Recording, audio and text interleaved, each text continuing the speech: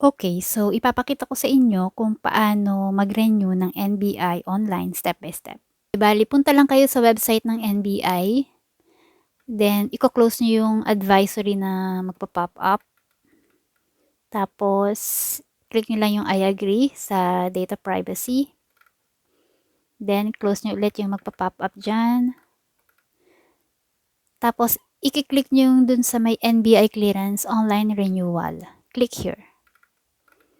Then after that, yan, mag-fill up na kayo dyan sa online renewal. Dun sa old NBI ID, wala po dapat na space doon.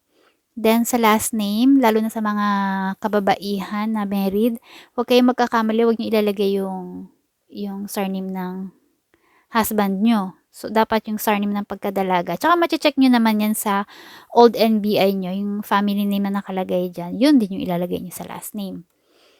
Tapos, click lang yung verify. Then, pipili lang kayo dito sa verification options. Then, verify. Tapos, ayan, ipapakita na sa inyo yung mga details. Click nyo lang yung confirm. Tapos, continue.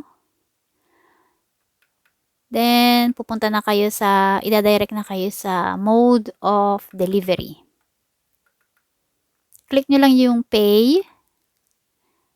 Then, i-agree nyo yung disclaimer notice. Tapos, agree lang din sa terms and condition. Proceed. And then, ayan, ilalagay nyo na dito yung details kung sino yung magre-receive ng NBI nyo. Tapos, pwede nyo ring ipin yung location para mas madaling makita. Then, proceed lang.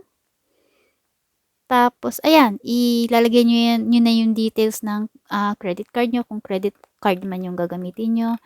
Ang binayaran ko is 527.85.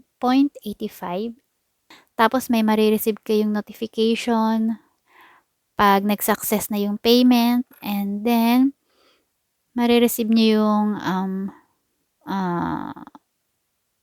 reference number ng payment ninyo. And then, ayun. Yun lang. Tapos na. Bale, na-receive ko yung NBI ko after 9 days.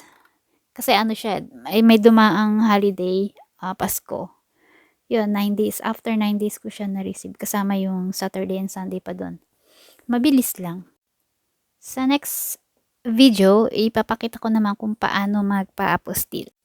Ayun, ganun lang kadali. Thank you for watching.